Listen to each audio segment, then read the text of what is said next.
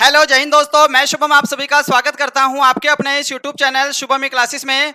Delhi police में बेहतर score करने के लिए आपका जीके और जीएस भी स्ट्रांग होना चाहिए, क्योंकि जीके और जीएस के टोटल 50% क्वेश्चन जीके, जीएस और करंट अफेयर को मिलाकर ही पूछे जाते हैं।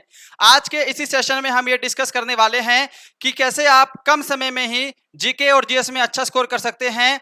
कौन कौन से सेलेक्टेड टॉपिक ऐसे हैं जो लेटेस्ट टीसीएस पैटर्न पे लगातार पूछे जा रहे हैं पिछले 3-4 साल में, और आपको उन्हीं टॉपिक्स को पढ़ना है, क्योंकि हर एक पेपर में भी जो लेटेस्ट पेपर हो रहा है, सीएचएसएल का हुआ है, एमटीएस का हुआ है, हवलदार का हुआ है, सेम पैटर्न ही पूछा जा रहा है, सेम रेशो में क्वेश्चन आ रहे हैं। यहाँ पर हम कुछ सेलेक्टेड टॉपिक डिस्कस करने वाले हैं। इन टॉपिक्स को आपको पढ़कर जाना है, डिटेल से कैसे पढ़ना है वो सभी हम डिस्कस करेंगे। मैं उम्मीद करूंगा सेशन आपको हेल्पफुल लगेगा। मेरा नाम है शुभम, चलिए अपनी क्लास स्टार्ट करते हैं। तो देखिएगा, नए टीसीएस प्रश्न वाले प्रश्न आपको डिस्कस करेंगे। जीके जीएस की रणनीति कैसे आपको तैयारी करनी है, किस टॉपिक पर ध्यान देना है, और 50 में से मिनिमम आपको 35 के आसपास का स्कोर करना है। देखिए 40-45 नहीं बोलूंगा, क्योंकि 40-45 जो है इसके लेवल के हिसाब से ज्यादा हो जाता है ना। 30-35 के अराउंड आपका स्कोर जो है वो बहुत बढ़िया स्कोर माना जाएगा।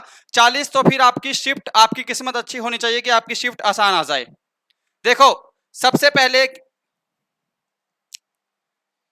दिल्ली पुलिस का ये पिछला पैटर्न है कि पिछले आपकी 39 शिफ्ट हुई थी, उसमें किस किस टाइप से कहां से कितने क्वेश्चन पूछे गए थे, ठीक है। और यही जो पैटर्न है ना, ये हर एक एग्जाम में फॉलो हो रहा है, जितने अभी उसके बाद जितने भी टीसीएस ने एग्जाम लिए हैं, ठीक है। यहाँ पे देखिए स्टैटिक जीके के 12 क्वेश्चन है, क्योंकि यहाँ पर ये क्वेश्चन जो जीके जीएस करंट अफेयर को मिलाकर टोटल 50 क्वेश्चन थे, है ना। किसी एग्जाम्स में 25 क्वेश्चन आ रहे हैं, बट उसी रेशो में ही क्वेश्चन जो है वो डिस्ट्रीब्यूट हो रहे हैं। स्टैटिक जीके से टोटल 12 क्वेश्चन पूछे गए थे, लगभग एवरेज है ये, ठीक है। हिस्ट्री से 8 से 9, यानी कि हमको पता है एक हिस्ट्री भी एक बहुत ही इंपॉर्टेंट, बहुत ही महत्वपूर्ण चीज है आपके एग्जाम को क्वालिफाई करने के लिए। इसके अलावा जियोग्राफी से 4 से 5 क्वेश्चन हर शिफ्ट में आ रहे थे। पॉलिटी से 5 से 6 क्वेश्चन आपके हर शिफ्ट में देखने को मिल रहे थे। इकोनॉमिक्स से 4 से 5 क्वेश्चन, और साइंस से 4 से 5 क्वेश्चन। इसके अलावा 8 से 10 क्वेश्चन जो हैं वो हर शिफ्ट में करंट अफेयर्स के आ रहे थे, और ये आते ही रहेंगे, राइट। तो करंट अफेयर्स के बारे में आज हम डिस्कस नहीं करने वाले हैं, है ना।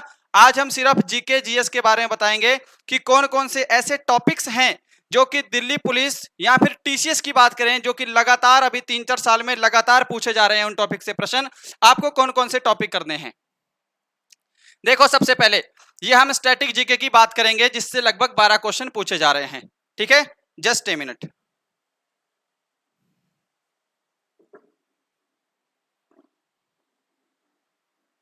चलो देखो यहां पर ध्यान से। अब सबसे पहले आपको एक चीज ध्यान रखनी है।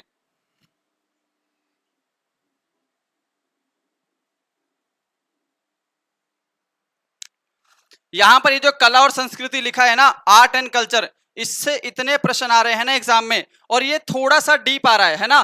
पढ़ने तो आपको देखो सारे पढ़ेंगे, ये मैंने कुछ चुनिंदा टॉपिक लिखे हैं। इसके अलावा स्टैटिक जीके के और भी बहुत सारे टॉपिक हैं। बुक्स आपको सारी पढ़नी है, पढ़ना तो आपको सारा पड़ेगा, परंतु लास्ट के टाइम में कौन कौन से टॉपिक आपको रिवाइज करने हैं, या फिर ऐसी कौन सी चीजें हैं आपको अगर रिवीजन का टाइम कम मिले तो आप कौन से टॉपिक रिवाइज करना चाहेंगे जिससे आप ज्यादा स्कोर कर सकें, वो ये टॉपिक्स हैं। कला और संस्कृति से बहुत सारे क्वेश्चन आ रहे हैं, करीब आपको यहाँ पे 4 क्वेश्चन कला और संस्कृति से ही देखने को मिलेंगे, ठीक है। इसके अलावा खेल कूद से आपको क्या डिस्कस करना है। देखो, अब मैं बोलूंगा डूरंड कप किस खेल से संबंधित है, तो ये बच्चों को पता है, सबको पता है, ये वो पूछेगा ही नहीं। अगर ये पूछेगा तो आप आसानी से कर लोगे, कोई भी कर लेगा, ठीक है। हमको थोड़ा डीप जाना है, जैसे अभी के हिसाब से क्वेश्चन आ रहे हैं। वो कैसे आएंगे, आपको पूछ लेगा क्रिकेट पिच की लंबाई कितनी है, ठीक है। जो फुटबॉल का ग्राउंड है वो कितना होता है, उसके गोल की लंबाई कितनी होती है। इस टाइप से प्रश्न भी पूछे जा रहे हैं, तो थोड़ा सा डीप जरूर पढ़ के जाइएगा। बाकी कप और ट्रॉफियां तो एज इट इज हैं, ये आपको पता होनी ही चाहिए। महत्वपूर्ण दिवस, इससे भी क्वेश्चन फिलहाल में नहीं आए हैं। लगभग अभी 5-6 पेपर देखेंगे टीसीएस के, तो दिवस से क्वेश्चन नहीं आए हैं, परंतु ये टॉपिक इंपॉर्टेंट है, इसलिए याद रखिएगा। शायद ये करंट अफेयर से पूछ ले। अंतरराष्ट्रीय महिला दिवस की थीम क्या थी, विश्व पर्यावरण दिवस की थीम क्या थी, ऐसे पूछ सकता है करंट अफेयर से। तो ये करंट अफेयर से रिलेट करके भी प्रश्न आपसे पूछे जा रहे हैं। मैं जो चीज बता रहा हूं ना, बिल्कुल एकदम एक्यूरेट, बिल्कुल टीसीएस के नए पैटर्न के हिसाब से बता रहा हूं, ठीक है। ये करंट अफेयर के हिसाब से इसको पढ़ लीजिएगा, ये इंपॉर्टेंट है। संगठन, सीधी सी बात है, ठीक है।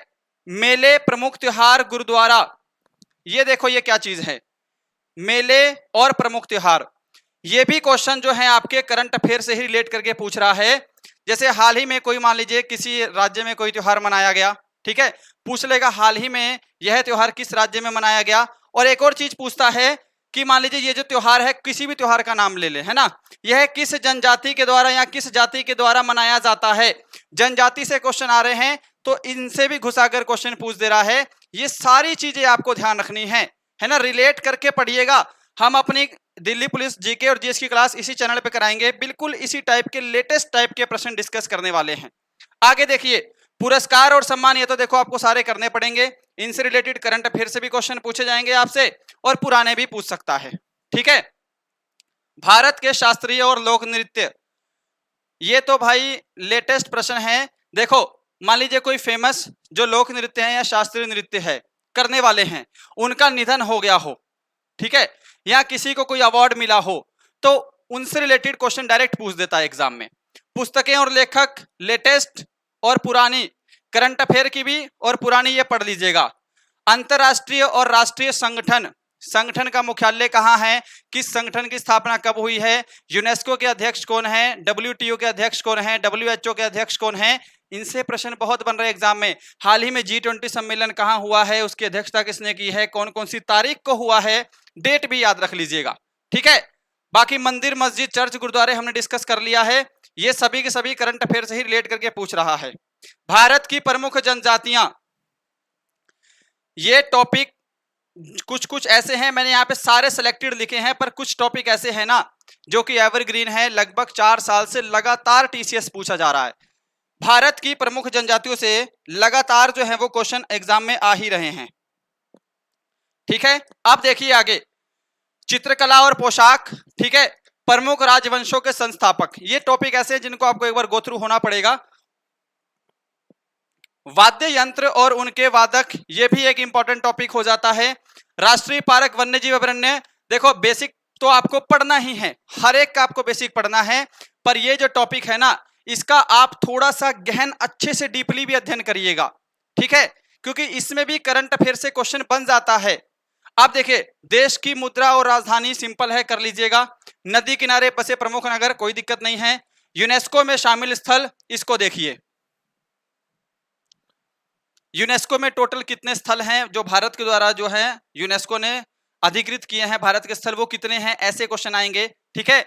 कौन सा स्थल जो है वो कब यूनेस्को में शामिल हुआ है, किस सन में, ये प्रश्न पूछ रहा है टीसीएस।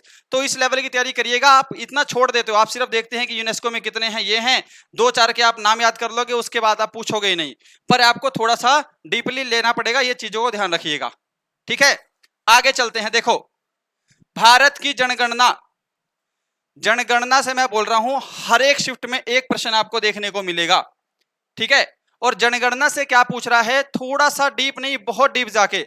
आप जनगणना ऊपर ऊपर से तो आपको पढ़ना ही है, देखो जो बेसिक है वो तो करना ही है।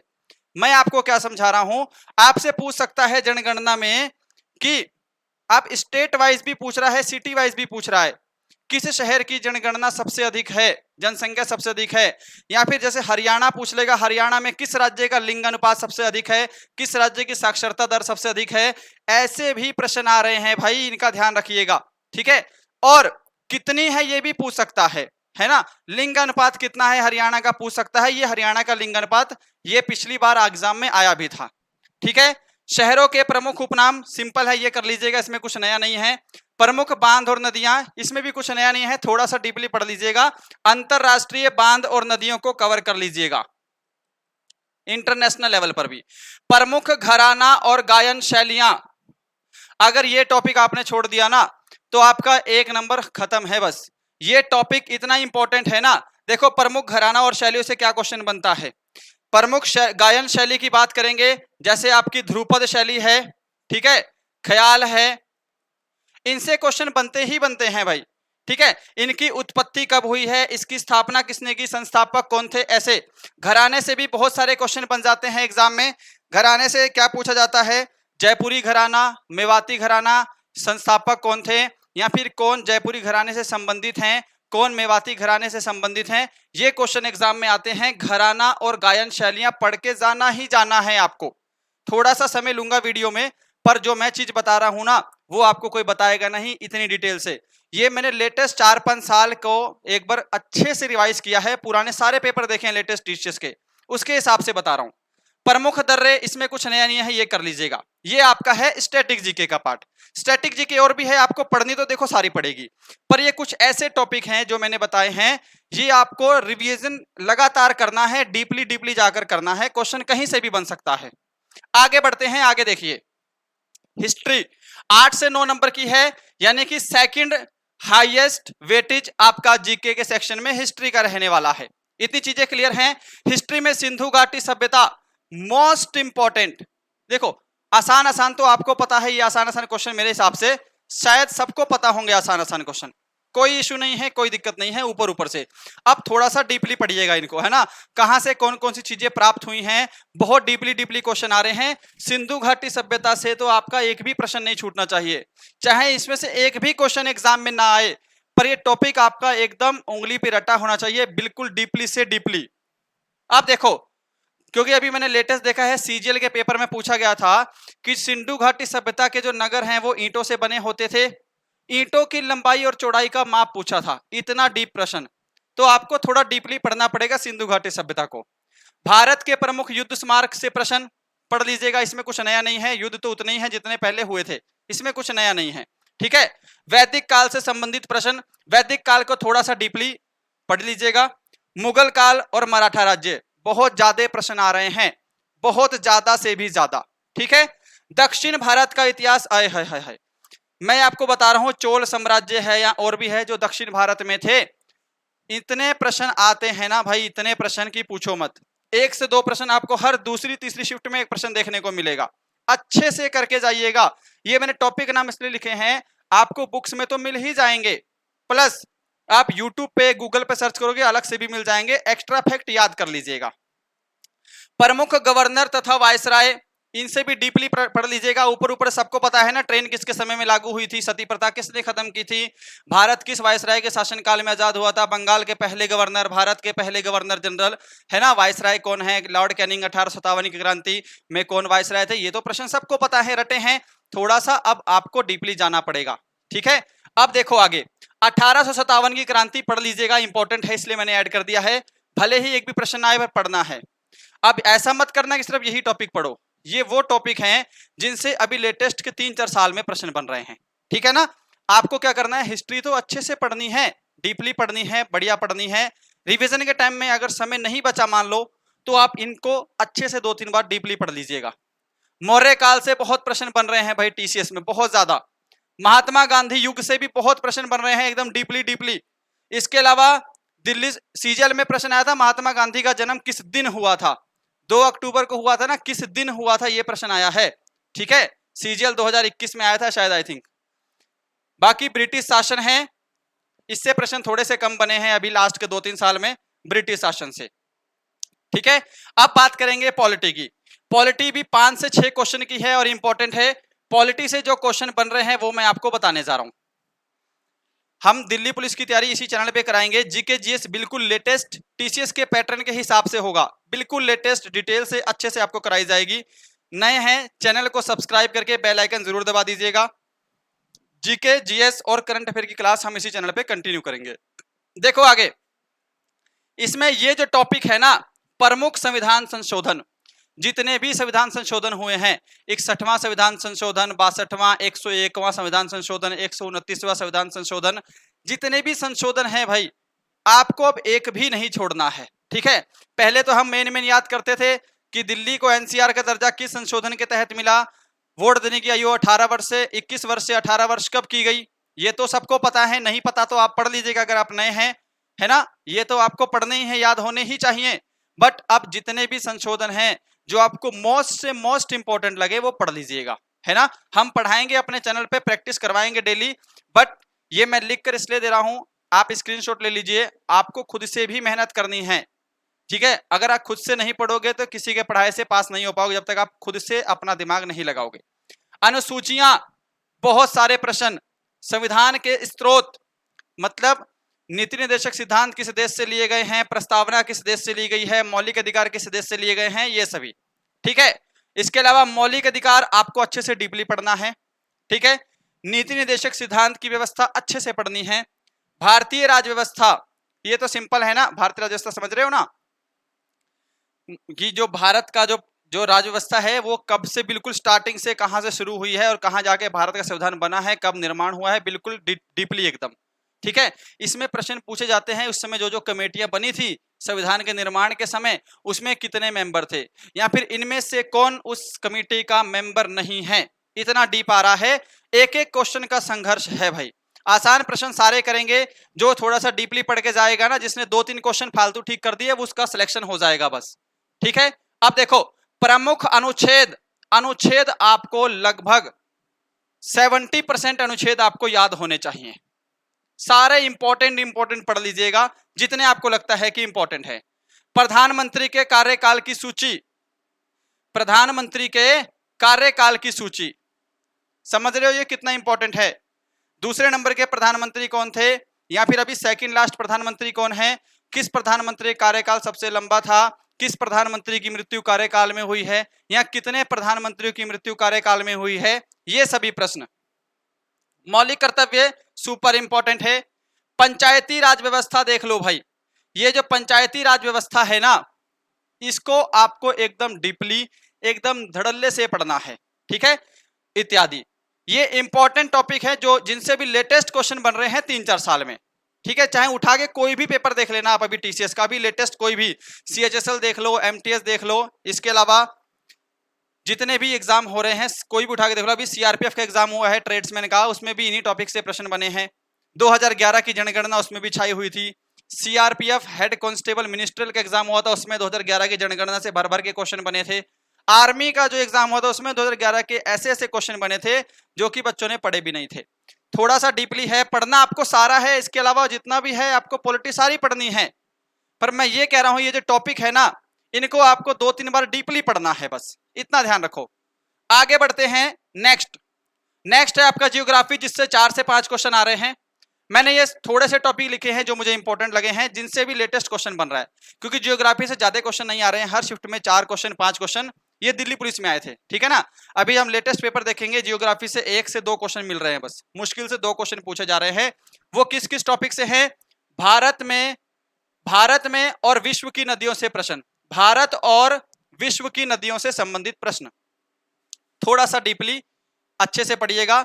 अब आपको यह भी पता होना चाहिए कि कौन सी लंबाई, किस नदी की लंबाई कितनी है। गंगा नदी भारत में विस्तार कितना है, कितने किलोमीटर तक फैली हुई है। ठीक है, ब्रह्मपुत्र नदी मानसरोवर झील से निकलती है, वहां से लेकर भारत तक का विस्तार कितना है, आगे भारत में उसका विस्तार कितना है। बहुत अच्छे प्रश्न आ रहे हैं। उद्गम स्थल कहाँ मुहाना बनाती हैं, कहाँ गिरती हैं, कौन सी डेल्टा बनाती है, कौन सी एस्चुरी बनाती है, अच्छे से पढ़िएगा। भारत की नदियां, प्रमुख झीलें और नहरें पढ़ लीजिएगा। ठीक है, भारत और विश्व की कृषि के प्रकार, बहुत प्रश्न आ रहे हैं। मिश्रित कृषि का प्रश्न बहुत बार एग्जाम में आया है, मिश्रित कृषि। इसके अलावा झूम कृषि से बहुत क्वेश्चन आ रहे हैं। ठीक है, गहन कृषि जो है उससे बहुत क्वेश्चन पूछे जा रहे हैं। ये सभी कृषि के प्रकार हैं, बहुत सारे प्रश्न हैं। पड़ोसी देश, ये बहुत इंपॉर्टेंट टॉपिक है जी, पड़ोसी देश इंपॉर्टेंट टॉपिक है। पड़ोसी देश में क्या करना है आपको, अच्छे से डिटेल पढ़नी है। अब तो पड़ोसी देश से ऐसे ऐसे प्रश्न आ रहे हैं, मान लो आपसे पूछ लेगा नेपाल का सबसे बड़ा जो है राज्य वो कौन सा है नेपाल का। ठीक है, नेपाल में बहने वाली सबसे लंबी नदी कौन सी है, नेपाल के प्रधानमंत्री कौन है, राष्ट्रपति कौन है, इस टाइप से। नेपाल की सबसे ऊंची चोटी, मैंने नेपाल का एग्जांपल दिया है, सारी स्टेट में ये लागू होता है। ठीक है ना, नेपाल का जो सैनिक बल है उसको क्या कहा जाता है, ये अच्छे अच्छे प्रश्न हैं। नेपाल भारत को कितने राज्यों को स्पर्श करता है, किस राज्य को सबसे ज्यादा स्पर्श करता है, इस टाइप के प्रश्न। ठीक है, प्रमुख बंदरगाह पढ़ लीजिएगा, बहुत सारे बंदरगाह हैं जिनके नाम चेंज हो गए हैं, बदले गए शहरों के नाम मैंने लिखा नहीं है, वो पढ़ लीजिएगा। विश्व की घास की स्थल भूमि, अच्छे प्रश्न बनते हैं। नदियां, पहाड़, पर्वत, प्रमुख पठार, बहुत सारे प्रश्न मिल रहे हैं भाई। और भारत की स्थिति, ये तो आपको देखो पता होनी चाहिए। इनसे मैं बोलता हूं एक भी प्रश्न ना आए, पर ये जो टॉपिक है ये रटा होना चाहिए, 100% प्रश्न पूछे जाएंगे।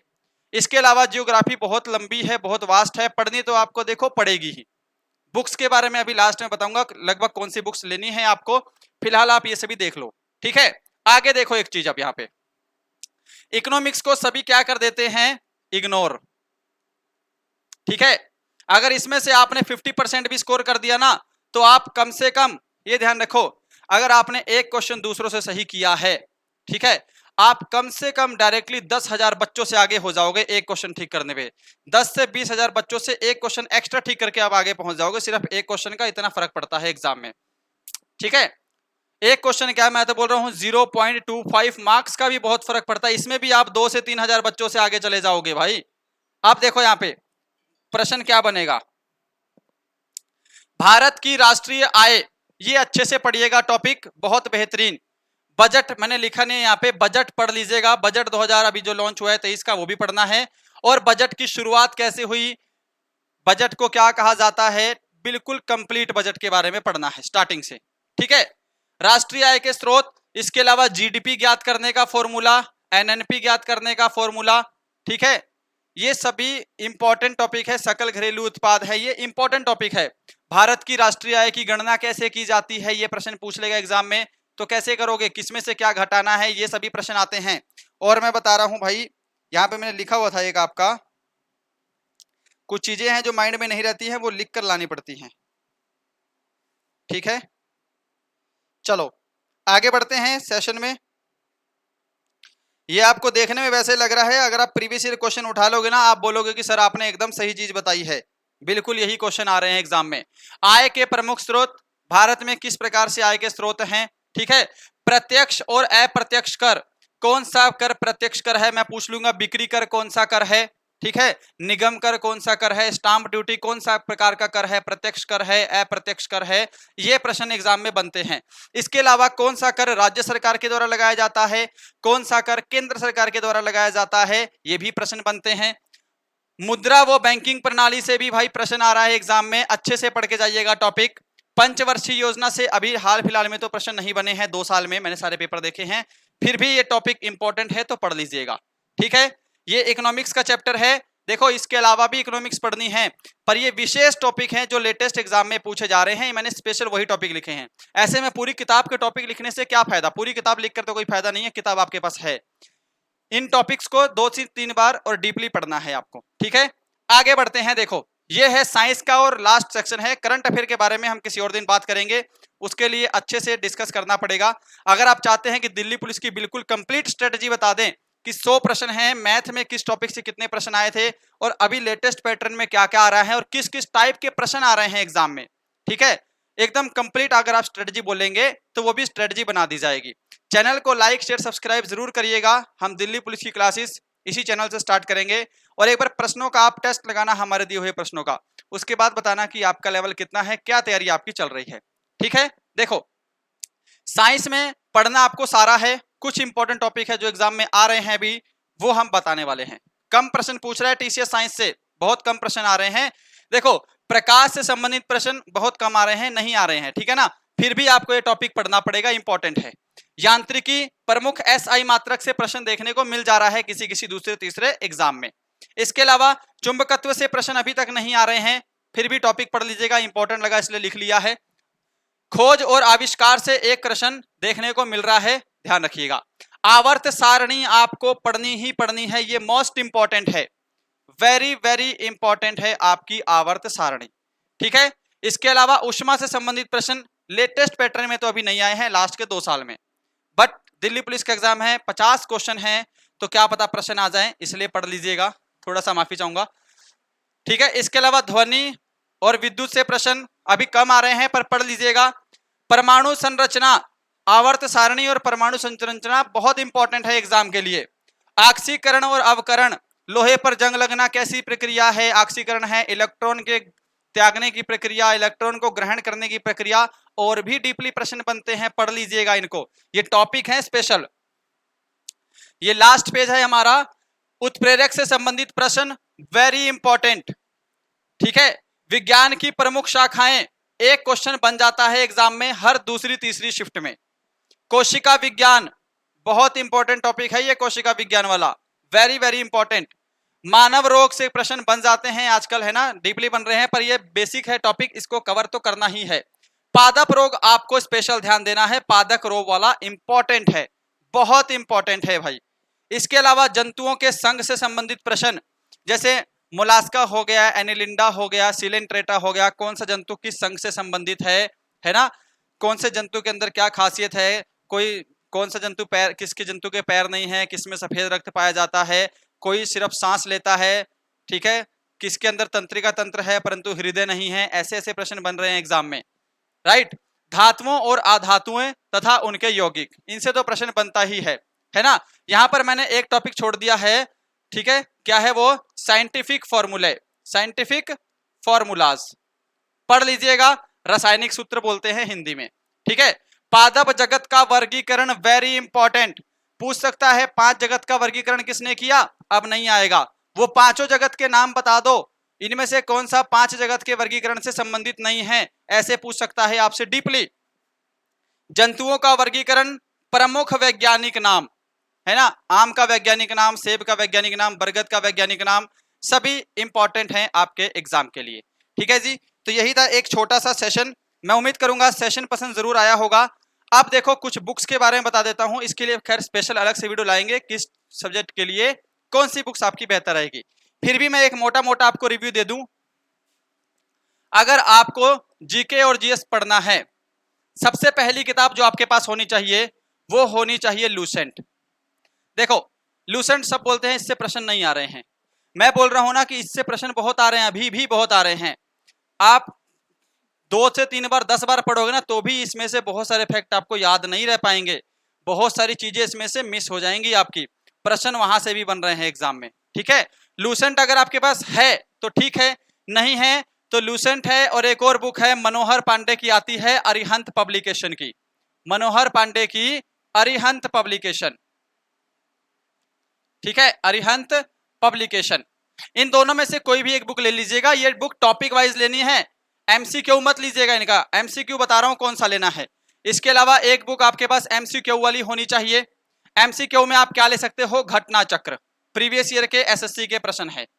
घटना चक्र का ये बेनिफिट है, घटना चक्र में क्या है, आपको क्वेश्चन है, आंसर है, और नीचे इतनी बड़ी डिटेल भी देखने को मिलेगी फिर, ठीक है, उस डिटेल से भी आपके 2 से 3 प्रश्न कवर हो जाएंगे, ये फायदा है घटना चक्र वाली बुक का। अगर घटना चक्र आपके पास है तो ठीक है, नहीं है आप कोई और बुक लेना चाहते हैं, आप प्लेटफार्म की ले सकते हैं, प्लेटफार्म पब्लिकेशन है, यूनिक पब्लिकेशन है, एमसीक्यू की बता रहा हूं मैं, ठीक है ना, यूनिक पब्लिकेशन है, इन सब की बुक्स आप ले सकते हैं, ये वेरी वेरी इंपॉर्टेंट है, वेरी वेरी रिकमेंडेड है। इसके अलावा एक बुक आती है देखो किरण पब्लिकेशन की, एमसीक्यू के लिए।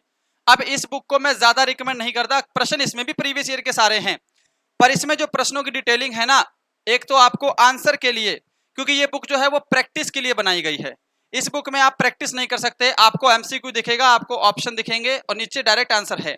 इसमें आप प्रश्न देखोगे, आंसर आपको लास्ट में 2-3 पेज पलटने के बाद फिर आंसर शीट दे रखी है, और फिर उसके बाद आपको डिटेलिंग दे रखी है, तो ये थोड़ा सा लेंथी प्रोसेस हो जाता है। अगर आपको टेस्ट लगाना है वैसे तो आप ले सकते हैं।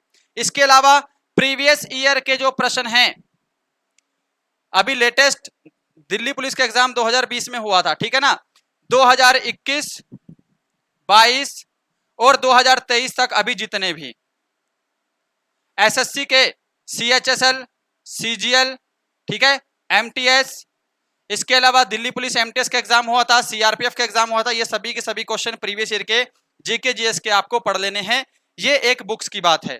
रही बात आप जीके, कम से कम आपको देखो जीके का जो रोल है वो एग्जाम में 50% है।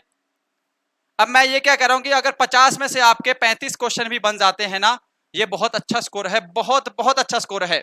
अगर आपके 40 बन रहे हैं तो फिर पेपर आसान हो जाएगा, है ना, क्योंकि आप बहुत ज्यादा पढ़ लेंगे तो 35 स्कोर इनफ है। सुनो, अब सबसे ज्यादा है तो सबसे ज्यादा टाइम इसी में देना है। मैंने आपको बताया था जो स्टैटिक जीके है उससे 10 से 12 क्वेश्चन बनेंगे, कम से कम आपको डेली 2 तो ज्यादा हो जाएगा, 1.5 घंटे आपको स्टैटिक जीके देनी है। स्टैटिक जीके में आप एक दिन में 3-3 टॉपिक कवर कर सकते हो, समझ रहे हो ना, 3 टॉपिक एक दिन में कवर कर सकते हो, 2 से 3 टॉपिक बड़े आराम से, अगले दिन रिवीजन कर सकते हो।